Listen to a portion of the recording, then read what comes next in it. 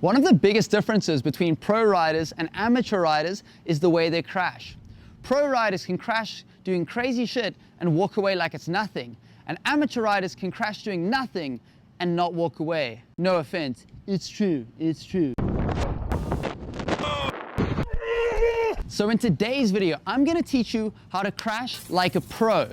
We're going to start by looking at 3 golden rules to always keep in mind when crashing, followed by 5 different crashing techniques to help you walk home safely. Just the tip Tuesdays.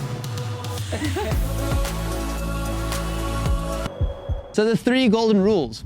Realize you're going to crash as soon as possible because that gives you as much time as possible to prepare. When you're going to crash, always position your kite as close to zenith as possible. That's the point above your head and at the edge of the window. That's where the kite's going to give you the most cushioning and the softest crash landing. So many people freak out when something goes wrong and they let go of the bar or they steer the kite incorrectly and it turns what could be a small crash into a massive one. So what you want to do is hold on to that bar, steer the kite above you and sheet in on the way down to soften the landing. Number 3, land far away from your board. One of the worst things you can do is crash into your board. It's a hard object, it's got some sharp parts like sharp rails and sharp fins, so those can really cut you up. And if you crash into your board, you can bust your knees, bust your ankles, break some bones. Check out this crash where I broke my MCL and my ankle, so get really good at kicking that board off. I actually recommend going for straight jumps and just practicing, boom, kicking it off. You should get really good at it. And if you're doing board offs, you probably want to hang on to that board for as long as possible so you don't have to body drag upwind. But just keep in mind that crashing with your board in your hand can also do a lot of damage to your shoulder. I mean, you can dislocate your shoulder. I've definitely strained my shoulder doing that. All right, so those were our 3 golden rules. Let's go into our 5 crashing techniques. So you're going to want to use these 5 different crashing techniques depending on what trick you're doing and the environment in which you're crashing. Number 1 is called board bum back. This is the most basic way to crash, and it's the way that all beginners will do their first crashes. So the goal is to crash land on your board, then flop onto your bum and your back, and you're going to disperse all the forces that you had when coming into crash across your board, bum and back. It's very much so like a parkour athlete when they're doing a shoulder roll. They can jump from massive heights, hit the ground and just roll out of it, boom, onto their shoulder, onto their back and back up onto their feet like nothing happened. Super cool, right? The pin drop or pencil in. So you do this technique when you're coming in from great heights and at high speeds in deep water. You only want to do this in deep water. So obviously you got to kick your board off first to do this. And the one thing I want to encourage you to keep in mind is to pencil in at the same angle as your downward trajectory. So if you're coming in crashing like this, boom, then you want to pencil in like this. You don't want to be coming in at this direction and pencil in like that, or you're going to flop forward and still going to catch the face on the water. You'll often want to do this when your kite doesn't catch you after a kite loop. So if you're doing kite loops, hey, first of all, make sure the water's deep enough that you can pin drop or pencil in. When I get to a new spot, before I even try a trick, the first thing I do is test the water depth and keep an eye out for hazards like rocks or reef or anchors or whatever other hard objects might be under the water. Number 3, the lie down.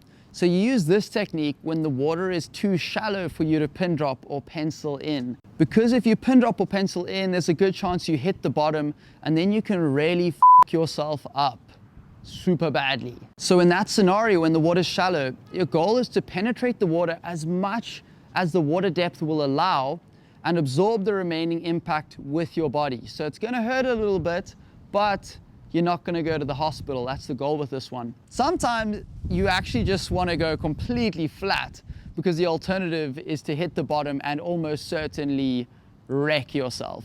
Do you want to get good at big air kiting super fast? This is how I kited 4 years ago.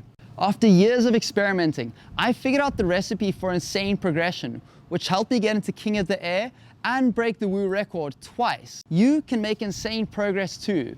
I've made a free guide with 15 of my most essential lessons to help you get super good, super fast. You can get it for free at gethighwithmike.com/fast. just follow the link below. The belly flop. So if you're doing slides, sometimes you're gonna pull that loop to finish your slide, and it's gonna lift you quite high out of the water, especially if you pull that loop a little bit early when there's too much line tension still. And then you might be forced to stomp your landing, or you might be in shallow water where you don't really want to come down from that mad height. So yeah, sometimes your best alternative is to just crash on your belly, like I do in this video. Number 5, the duck dive or rebirth. So guys, imagine this scenario. You're in Cape Town, you're on edge, you're riding super fast, and there's beautiful kickers out there. So you're racing at the perfect kicker. It's nice and steep, and you just can't wait to hit this thing and go super high. But then all of a sudden you realize that that kicker is going to close out and it's going to break on you, but you're going too fast to completely stop. Now guys, this scenario that I've just described happens all the time in Cape Town. Sometimes waves are unpredictable, sometimes we're overconfident, but what I've seen happen when people go flying into waves is I've seen guys bruise their face and eye, like Yannick, check this out. I've seen guys break their femurs, that's like their thigh bone. I've seen guys break their tibia and fibia, their MCLs. Guys have gotten absolutely destroyed flying into kickers. Not fun. And then what you've got to do is edge hard upwind to kill off as much speed as possible. And then abandon your bar, let go of the bar and dive through the wave head first. And you're gonna emerge through the back of the wave like a newborn child, grateful to be living another day. What to do at this point is go home and subscribe to my channel so that you can get more life-saving advice. All right, so 3 more golden rules. Little bonus over here. Always be ready to pull your quick release and your safety leash. You actually want to be super well practiced at pulling your quick release and your safety leash. So check out this clip where I was doing a doobie loop in a competition. So my line slacked, and when they gained tension again, one of my steering lines was wrapped around the bar. So the kite started pulling into a death loop.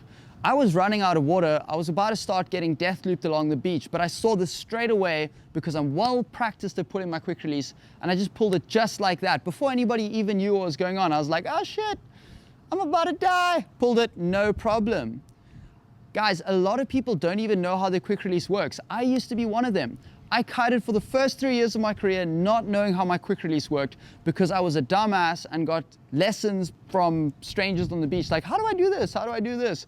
And a couple of friends, and taught myself to kite, which I really don't recommend, but that's a story for another time. By the way, check out my friend Anton's video about surviving the death loop. It could just save your life or your friend's life. Bonus golden tip, wear an impact vest. Guys, I can't tell you how many times an impact vest has saved my ribs. It's one of the most common injuries in kiting, and I made a video about how you should wear your impact vest, why you should wear it, what size you should get, and why I wear mine underneath my wetsuit. So check that video out. I put the link in the description below. You can win 2 ride engine impact vests by following the link below. Good luck. The 6th golden tip is be careful around hard objects like boats, anchors, or land, or buoys. I think we crash so often in kiting in the water without consequence that we get used to thinking, oh, I can crash, things can go wrong, I can loop my kites, I can get pulled along the water and everything's gonna be fine. But guys, when you make those mistakes around hard objects or around land, not only can you break stuff, but you can die. It is insane how many people get injured doing silly things like beach starts or trying to jump off of the water onto the land and then break an ankle. I mean, at the end of the day, we're trying to have a good time, but sometimes we're showing off. And hey, I just want to encourage you, please don't be overconfident near land. Rider of the episode is my bro, Robbie James, because the man knows how to send it and he knows how to crash. Better than anybody, actually. I made another video for you and I think you're gonna like it. Click here to watch it and click here to subscribe to my channel. Otherwise, if you've got any questions, be sure to drop them in the comments below. If you want to say what's up, drop that in the comments. And please, be sure to give this video a like and subscribe. Adios.